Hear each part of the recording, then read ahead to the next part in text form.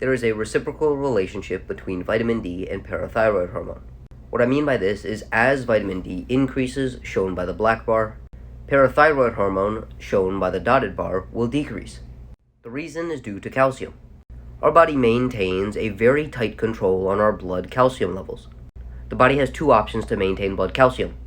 The first is by absorbing it from the food that we eat, and the second is by getting this calcium from the stores of calcium we have in our body, specifically the bones. Vitamin D increases the absorption of calcium from our food.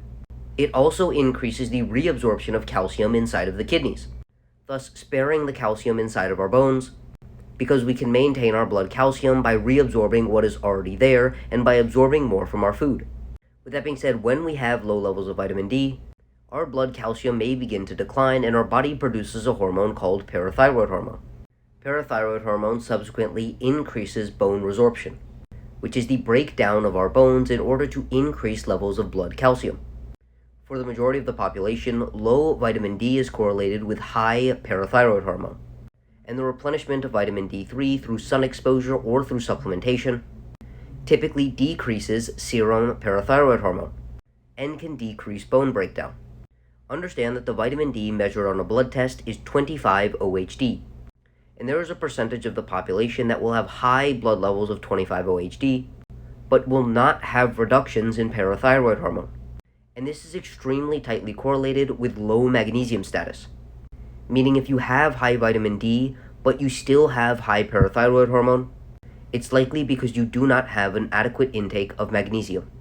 The reason for this is quite simple. We measure 25 OHD on a blood test. With that being said, 25 OHD is not the active form of vitamin D.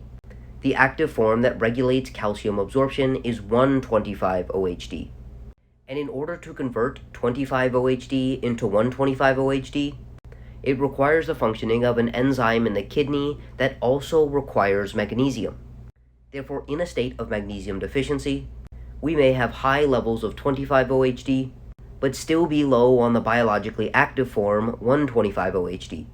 And these researchers highlight that low magnesium intake alters the normal reduction in parathyroid hormone when 25 OHD increases, because we are accumulating the inactive form, but we still are low on the active form. But luckily, the repletion with magnesium is accompanied with a restoration of parathyroid hormone, in the sense of a reduction in parathyroid hormone, due to an increase in the production of 125 OHD, the active form of vitamin D. Parathyroid hormone is a fantastic indicator of the amount of the active vitamin D that you have, since most blood tests are not testing the active form but are testing the inactive form, 25 OHD. So in a scenario of high 25 OHD, but you still have elevated parathyroid hormone, you may want to look at your magnesium intake, and if you do not consume much dietary magnesium, you would want to increase your dietary consumption or supplementation with magnesium. And this will ensure that the vitamin D that you are supplementing with or producing from sun exposure is eventually converted into the active form with the important biologically active effects. With that being said, if you would like an individualized approach to your nutrition and lifestyle to optimize your health, energy, and body composition, send me a DM to sign up for coaching.